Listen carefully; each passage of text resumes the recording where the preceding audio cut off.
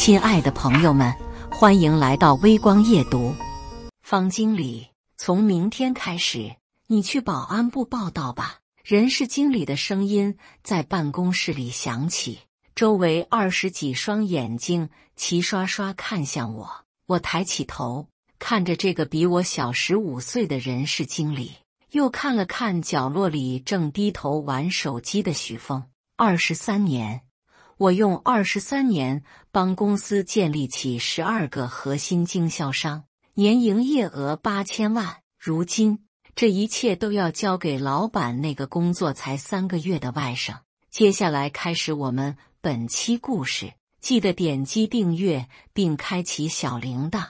我平靜地點了點頭，開始收拾辦公桌。同事們的竊竊私語鑽進耳朵，有同情，有幸災樂禍，更多的是事不關己的冷漠。方哥，這事兒。秦姐走過來，欲言又止。我衝她笑了笑，沒事，都是為公司幹活，在哪兒不是幹？許峰從角落站起來，大步走到我的辦公桌前，拍了拍桌子。方叔，這些客戶資料記得交接清楚，別耽誤公司業務。他說話時下巴微微揚起，眼神裡是掩飾不住的得意。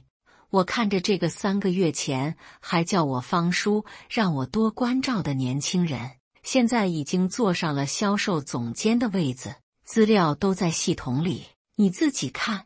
我把抽屜裡最後一個茶杯裝進紙箱。許峰皺了皺眉，方叔，做人要有格局，公司培養你這麼多年，23年。我打斷他，我在這家公司幹了23年，你出生那年我就在這裡了。辦公室裡突然安靜下來，許峰的臉漲得通紅，轉身就走。行，您老資歷深，那您就去當保安吧。我抱着紙箱走出銷售部，路過老闆辦公室時，透過玻璃看到鍾總正在打電話，滿面春風。他大概很滿意這次人事調整，畢竟一個47歲的老員工，工資高還不好管，遠不如用聽話的外甥來得省心。下午3點，我到保安部報到。保安隊長老張是個快退休的老頭，看到我愣了愣。方經理，不是，方師傅，叫我老方就行。我換上保安制服，這身藏青色的衣服比我那套穿了5年的西裝舒服多了。老張嘆了口氣，這公司，我幹了18年，還不是說轟就轟。你也是被調崗的？我問。老張苦笑，我原來是倉庫主管，5年前得罪了領導的親戚，就被發配到這兒了。我們相視一笑，都是天涯淪落人。晚上9點半，我坐在保安室裡，拿出手機，微信上有13個工作群，每個群裡都有我23年的心血。我一個一個點開，最後停在公司銷售部大群上。群裡許峰正在發消息：各位，以後銷售部的工作由我統一安排，有問題直接找我。下面一片收到好的許總。我的手指懸在退出群聊按鈕上，停了3秒，按了下去。然後是第2個群，第3個群，第4個群。10分鐘後，我退出了所有工作相關的群聊，手機突然輕了很多，心也跟着輕了很多。我關掉手機，看着窗外的夜色，想起23年前第1天來公司的場景。那時候公司還在城中村的一棟居民樓裡，鍾總比我大不了幾歲，我們一起跑市場，一起被客戶趕出來，一起在大排檔喝啤酒到深夜。老方，跟着我幹，以後咱們一起發財。鍾總摟着我的肩膀說，我真的信了。第2天早上7點，我準時在公司門口站崗。秦姐來上班時看到我，眼眶紅了紅，什麼也沒說，就快步走了進去。8點半，陸陸續續有員工來上班，大家看到我都有些尷尬，有的點頭打招呼，有的裝作沒看見。我站得筆直，每個人都認真地點頭問好。9點，許峰的奧迪開進來，我按規矩上前檢查，讓開，沒看見是我嗎？許峰降下車窗，不耐煩地說：“公司規定，所有車輛都要檢查。”我面無表情。許峰氣得夠嗆，但又找不到理由發火，只能忍着氣開了進去。老張在旁邊看着，對我豎起大拇指：“老方，有骨氣，不是骨氣，是規矩。”我說：“我既然在這個崗位上，就要把事情做好。”上午10點，我的私人手機響了，是陳總，我最早認識的經銷商之一，我們合作了20年。老方，聽說你被調到保安部了。陳總的聲音裡帶着怒氣。昨天剛調的。我很平靜。鍾總這是幹什麼？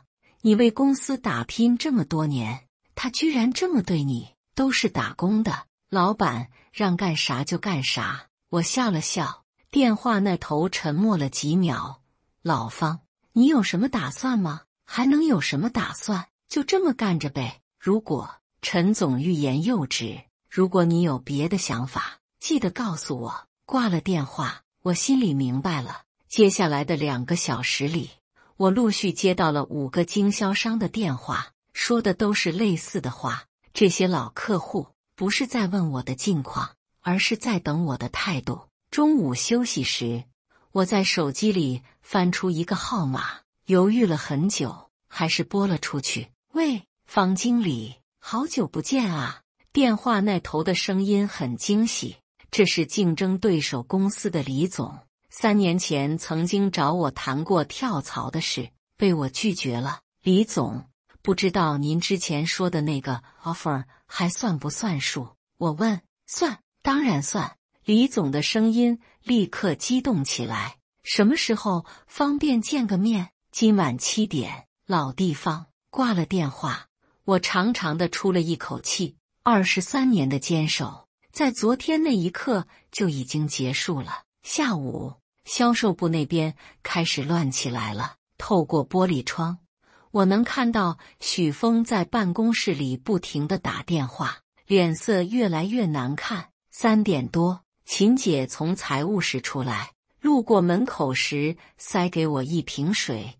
老方，保重。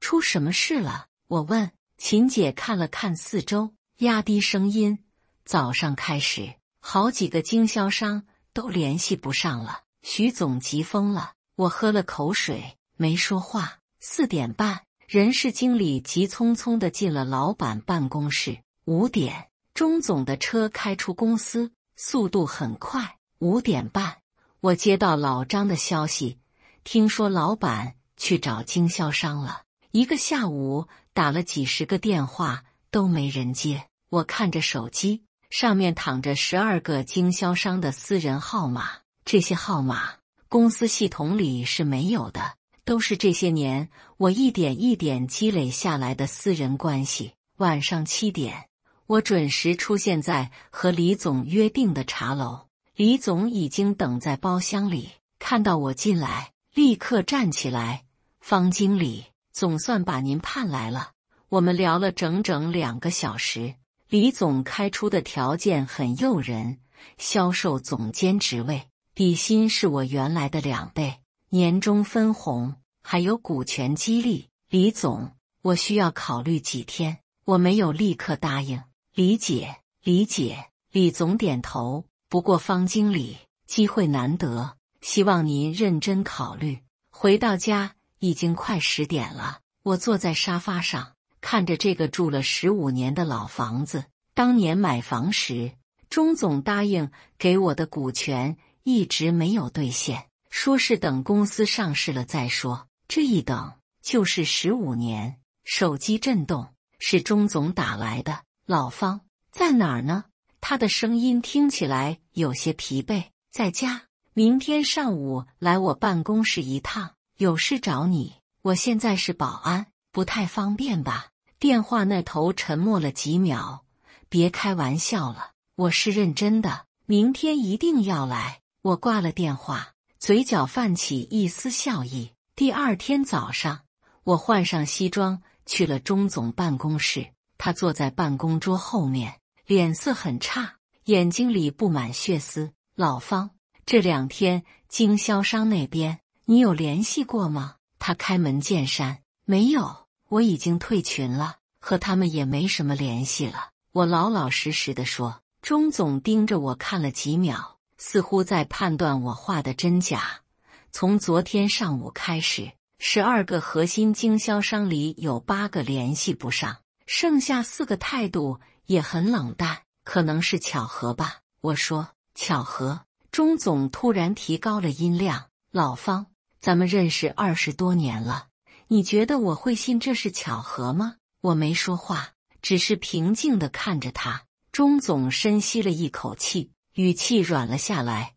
老方，我知道調崗的事讓你不舒服，但那也是沒辦法。許峰是我外甥，總要給他個機會歷練，所以就拿我當墊腳石。我打斷他。辦公室裡突然安靜下來。鍾總揉了揉太陽穴。老方，你先幫我把經銷商的事處理好，其他的咱們再慢慢談。鍾總，我現在是保安，不負責銷售了。我站起身，如果沒別的事，我要回去站崗了。你，鍾總氣得拍了桌子。老方，你是要跟我槓上了？我看着這個曾經并肩作戰的老夥計，心裡有些悲哀。鍾總，當初你說咱們一起打天下，後來有分紅，等公司上市了給股份，這些年我一句怨言都沒有，認認真真幹活。可是你呢？為了安排你外甥，連個招呼都不打就把我發配了。現在經銷商出了問題，又想起我來了。我笑了笑。鍾總，你把我當什麼了？鍾總的臉漲得通紅，半天說不出話來。我轉身走出辦公室，走廊裡，秦姐和幾個老員工正往這邊看，他們的眼神裡有佩服，有擔憂，也有羨慕。回到保安室，老張遞給我一杯茶。聽說了，老闆找你談話，想讓我幫忙聯繫經銷商。我喝了口茶。你怎麼說？拒絕了。老張豎起大拇指，痛快。老方，你這才叫活明白了。我當年就是太老實，才會被人欺負這麼多年。下午，公司裡的氣氛越來越緊張。許峰在銷售部裡發了好幾次火，罵下面的員工都是廢物，連個客戶都聯繫不上。有個年輕的銷售被罵哭了，跑到門口抹眼淚。我遞給他一張紙巾，別哭了，不值得。小姑娘抽泣着說：方叔，許總說如果這個月完不成業績，就讓我們全走人。可是客戶都聯繫不上，我們怎麼完成啊？我拍了拍他的肩膀，沒說話。這些年輕人還不懂職場的殘酷。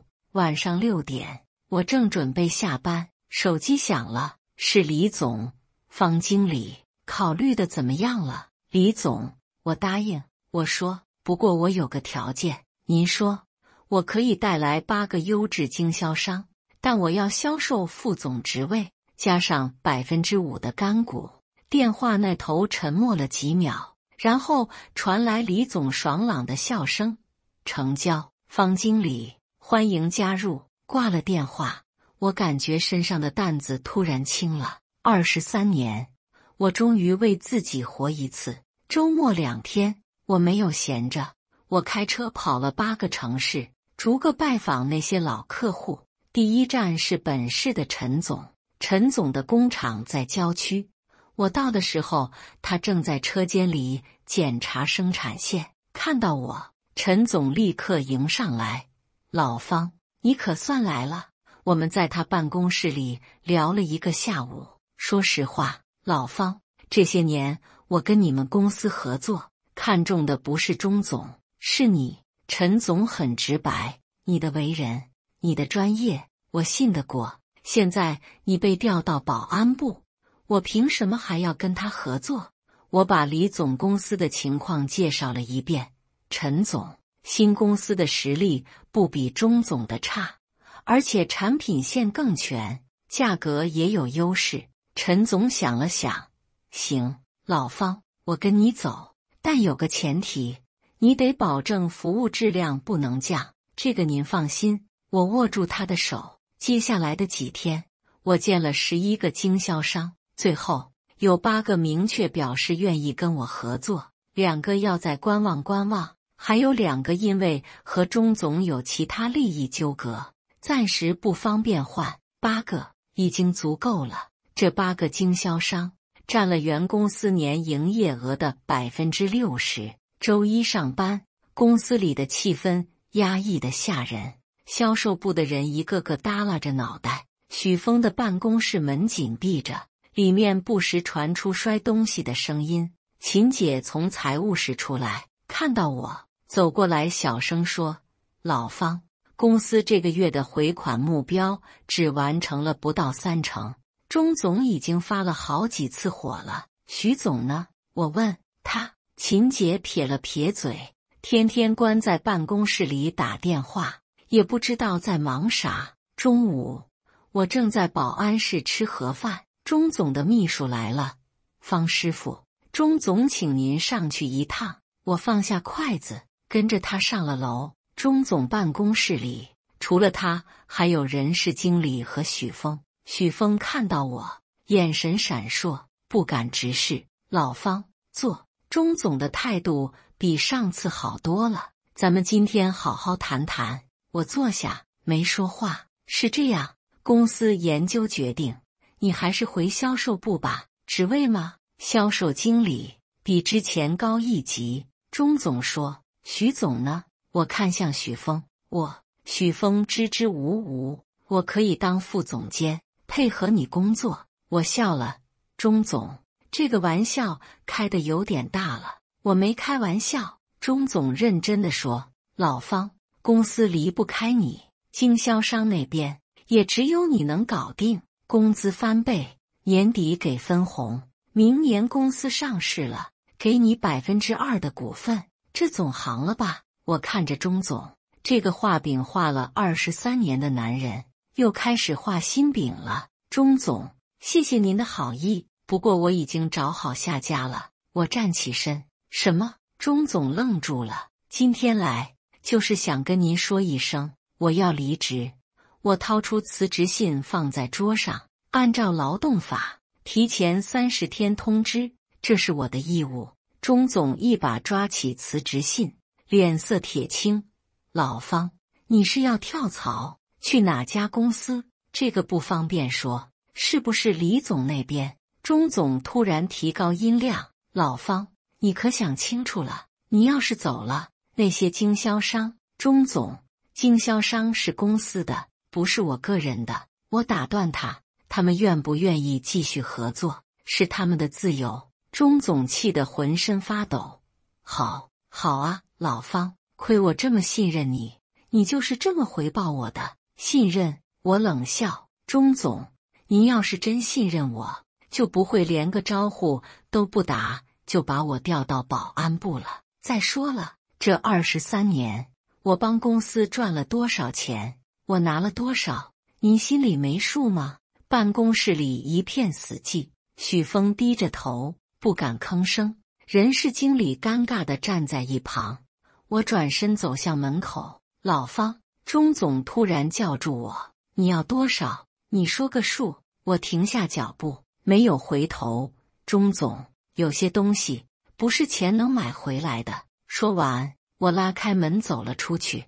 接下來的3個星期，我在保安部正常上班。公司裡的氣氛越來越詭異，銷售部的人換了一批又一批。許峰從趾高氣揚變成了焦頭爛額。鍾總的車一天要進出公司好幾次，臉色一次比一次難看。秦姐有一次告訴我，公司這個季度的業績已經跌了40%。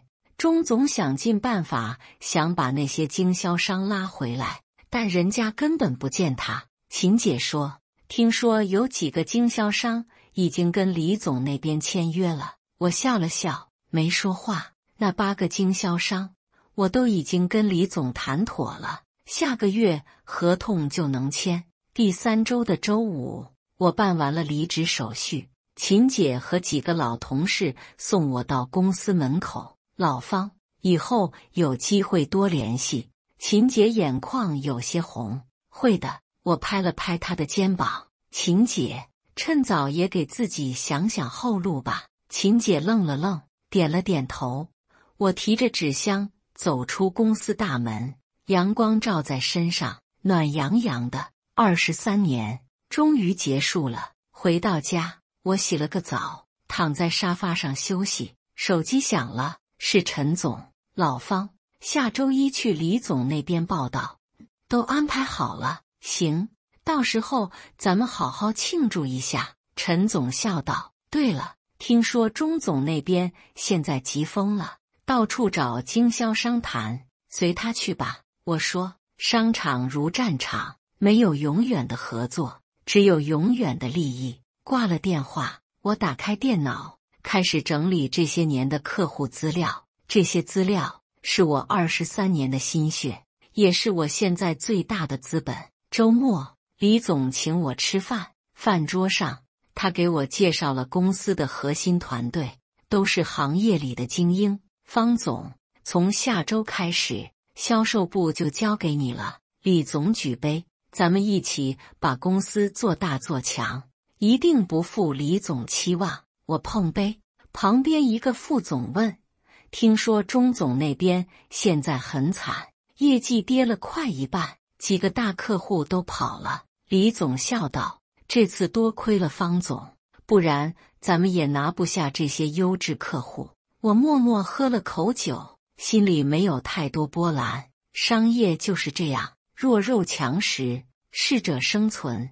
鍾總當初怎麼對我，現在就該承受什麼樣的後果。周一，我正式入職新公司，李總給我安排了一間寬敞的辦公室，配了2個助理，還有專車，待遇比之前好了不止1倍。上午開完會，我正在熟悉公司流程，手機響了，是個陌生號碼。喂，方經理，我是老鍾。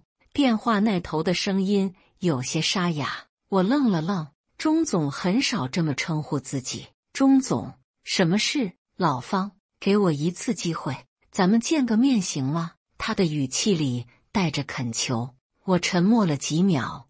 鍾總，我們之間已經沒什麼好談的了。老方，我知道我錯了，我不該那樣對你。鍾總，我打斷他，做錯了事就該承擔後果。您教過我的，還記得嗎？電話那頭沉默了。就這樣吧，鍾總，祝您好運。我掛了電話，窗外陽光正好，我站起身，走到落地窗前，對面的大樓裡就是鍾總的公司。曾經我以為那裡就是我的歸宿，現在才明白，人生最大的幸運就是在還有選擇的時候選對了方向。新公司的工作很快就上了正軌，那8個經銷商陸續完成了合同簽訂，訂單量比預期還要好。李總很滿意，在公司大會上多次表揚我，還提前兌現了股權承諾。1個月後，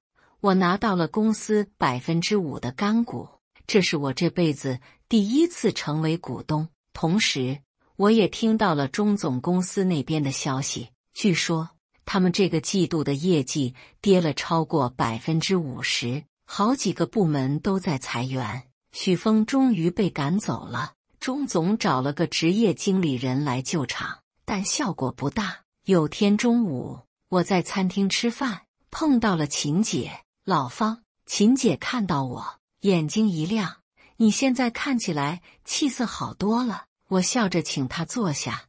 秦姐，還在老公司，剛離職。秦姐嘆了口氣，公司現在亂得不行，我尋思着也該給自己找條後路了。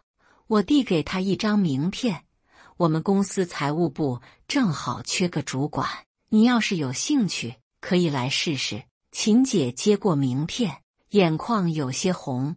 老方，謝謝你。別客氣，都是老同事。我說，能幫一把就幫一把。秦姐走後，我坐在窗邊，看着街上來來往往的人群。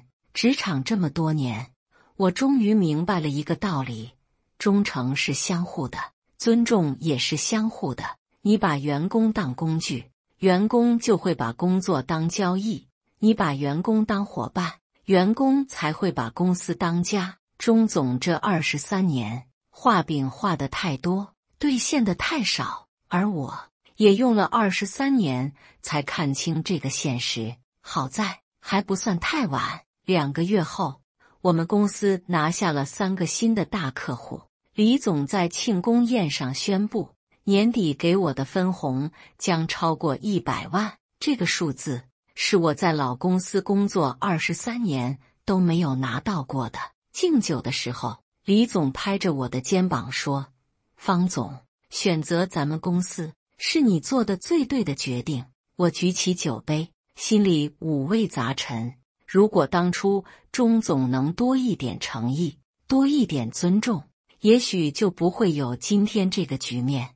但世界上沒有如果。晚上回家，我站在陽台上，看着遠處的萬家燈火，手機震動，是陳總發來的消息：“老方，下個月的訂單我們要加倍，你們準備好吧。”我回了個 OK 的表情。這時候，一個陌生號碼打了進來。我猶豫了一下，還是接了。喂，方經理，是許峰的聲音，帶着哭腔。能不能幫幫我？我已經3個月沒找到工作了。我沉默了幾秒。許峰，你還記得你當初怎麼對我的嗎？我平靜地說，我錯了，方叔，我真的知道錯了，知道錯了就好。我說，職場是最好的老師，會教會你所有做人的道理，但幫你不可能，因為有些傷害一旦造成了，就無法挽回。我掛了電話，把號碼拉黑。這不是狠心，而是原則。如果輕易原諒，只會讓對方覺得當初的傷害沒什麼大不了。窗外，城市的夜色越來越深。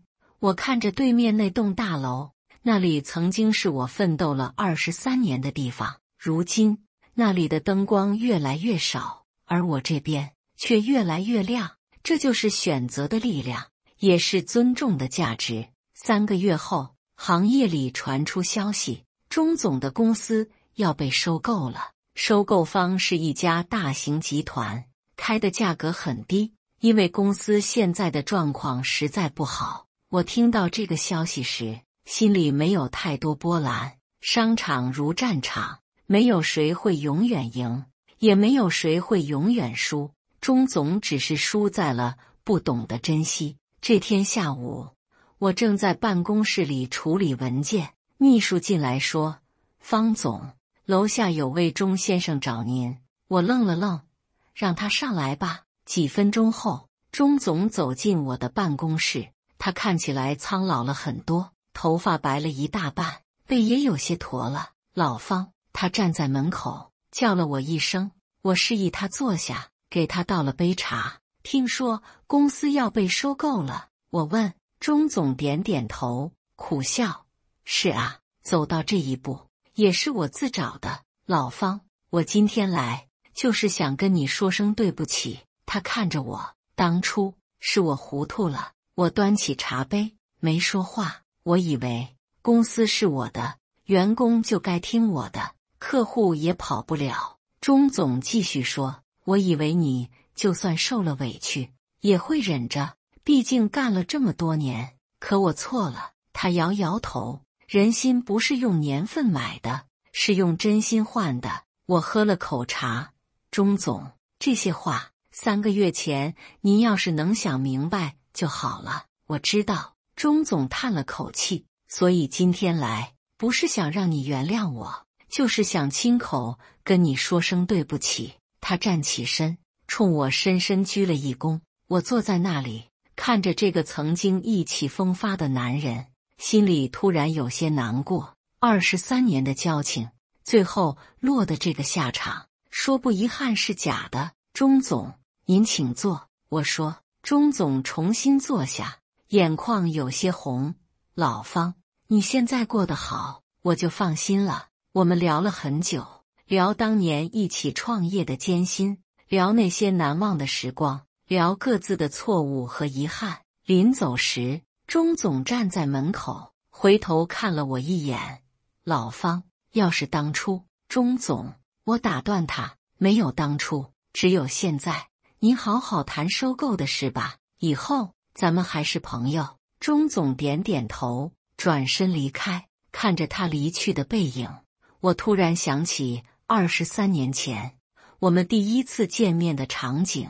那時候我們都還年輕，都相信努力就能換來回報，都以為兄弟情誼能戰勝一切。可現實告訴我們，利益永遠比情誼更可靠，規則永遠比承諾更有效。這不是冷漠，而是成熟。晚上，李總請我喝酒。方總，聽說鍾總今天來找你了。他問。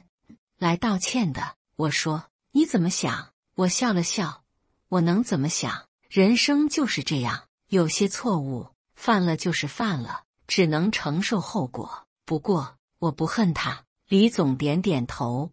你這心態，難怪能走到今天。對了，公司打算在年底前再開3個區域分公司，到時候你當副總裁，怎麼樣？我舉起酒杯。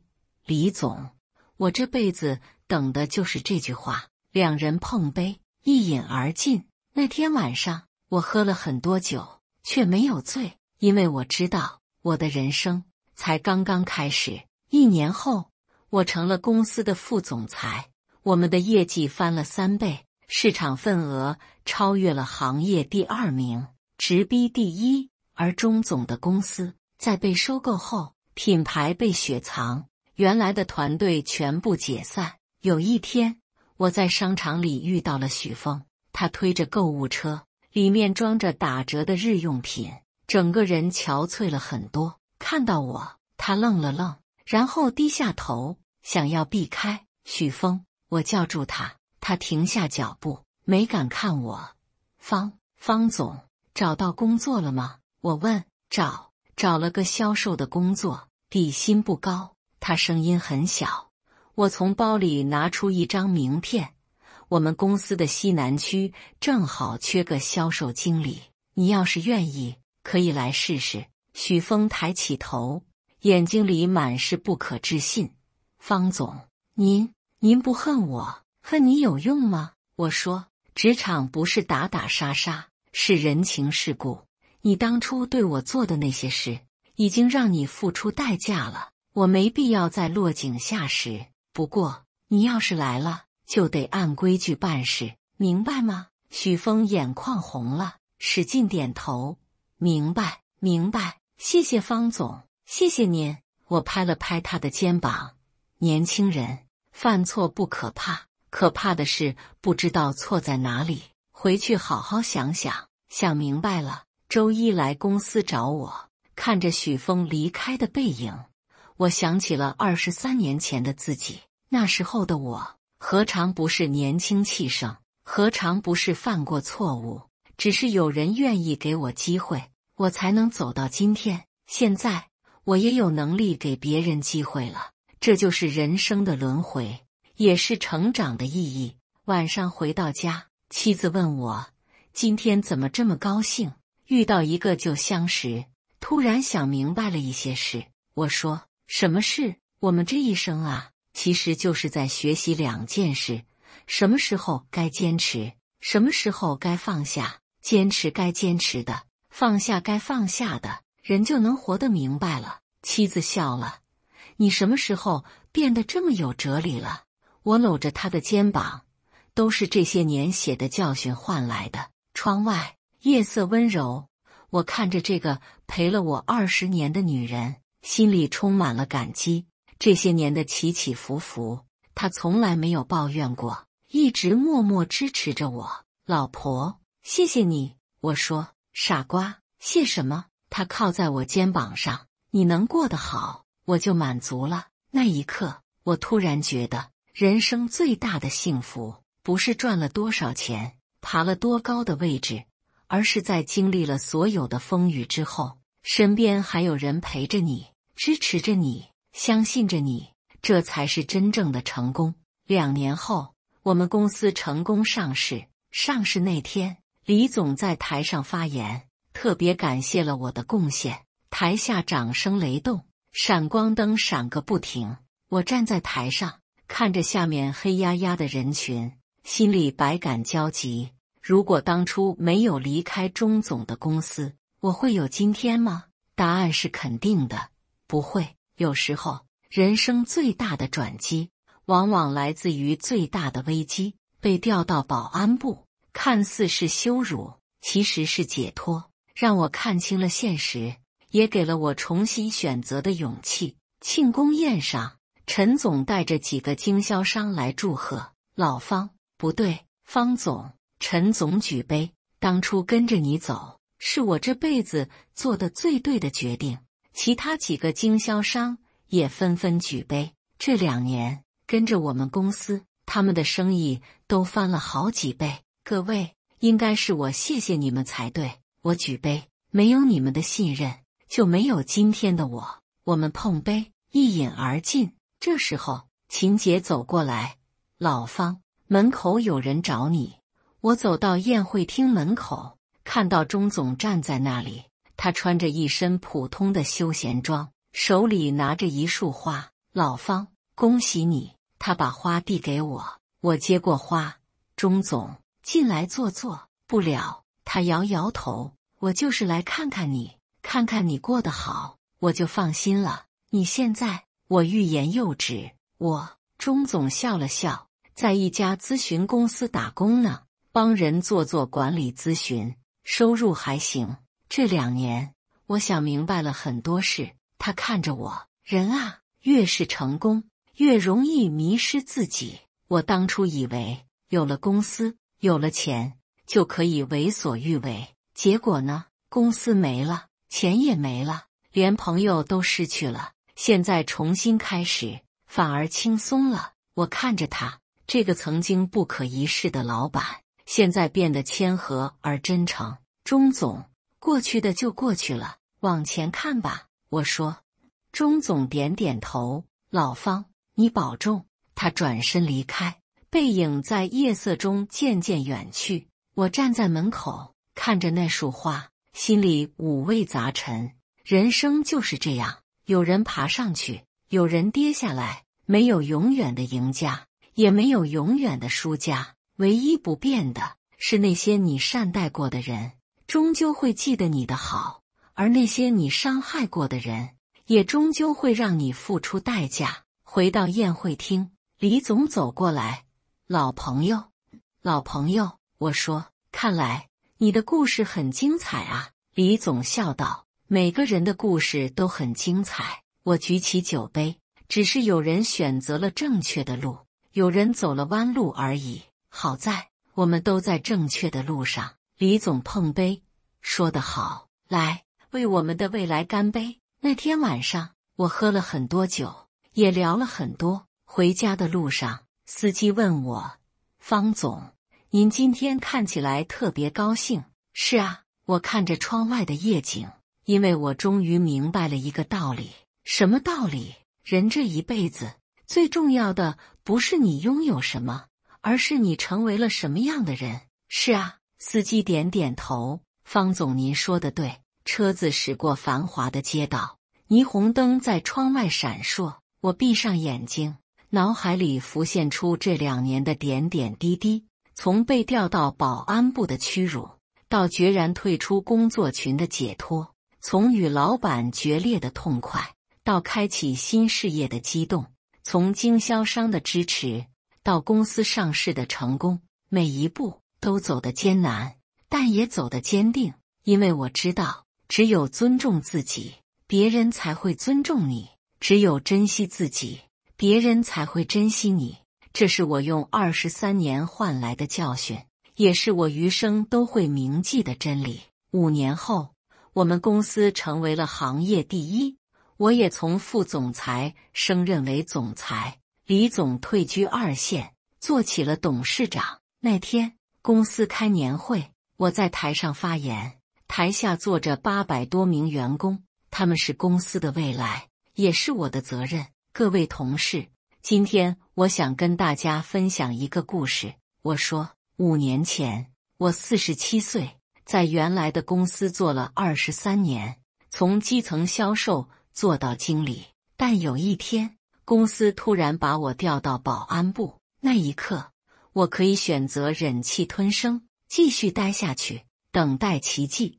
但我選擇了離開，選擇了相信自己的價值。今天，我站在這裡，不是為了炫耀什麼，而是想告訴大家，你們每一個人都值得被尊重，都值得更好的未來。如果有一天，你們覺得在這裡得不到尊重，得不到應有的回報，請你們一定要勇敢地離開，因為生命太短，不值得浪費在不值得的地方。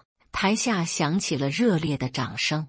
我看着這些年輕的面孔，想起了曾經的自己。如果那時候有人這麼對我說，也許我不會等到47歲才醒悟。散會後，許峰走過來，方總，謝謝您當年給我機會。這些年，他在西南區做得很好，業績一直名列前茅。不用謝我，是你自己爭氣。我拍了拍他的肩膀。對了，秦姐呢？秦姐啊，她現在是財務總監了，今天回老家了，說是要看看孫子。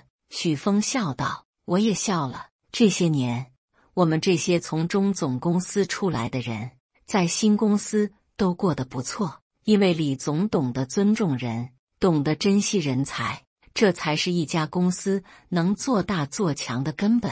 晚上，我獨自在辦公室裡加班，窗外城市燈火通明，我看着對面那棟樓，那裡曾經是中總公司的辦公樓，現在那裡已經換了好幾家公司，物是人非。手機響了，是妻子打來的，還不回家，孩子都睡了，馬上回，馬上回。我收拾東西，走出辦公樓，夜風涼爽，司機已經在樓下等着了。方總，回家，回家。車子啟動，駛入夜色。我靠在座椅上，閉上眼睛，腦海裡突然浮現出那天晚上，我在保安室退出所有工作群的場景。那一刻，我以為我失去了一切，沒想到，那一刻，我其實是得到了一切。人生就是這樣，有捨才有得，敢於放下不值得的，才能抓住真正重要的。車子停在家門口，我下車，抬頭看着家裡的燈光，那裡有我的妻子，我的孩子，我的溫暖，這才是我真正的歸宿。推開門，妻子正在客廳看電視。回來了，餓不餓？我給你熱飯。不餓。我坐在她旁邊。老婆，這些年辛苦你了。又說傻話。她笑着靠在我肩膀上。你過得好，就是對我最大的回報。我摟着她，看着電視，心裡充滿了平靜。5年前的那個夜晚，我退出了所有工作群。5年後的今天，我擁有了真正的人生。這就是選擇的力量，也是尊重的價值。感謝大家的觀看。本期故事精彩嗎？歡迎大家在下方評論區吐槽。如果你喜歡這類故事，記得點擊訂閱微光夜讀，並分享給更多的人，這會對我幫助很大。再次感謝大家的觀看。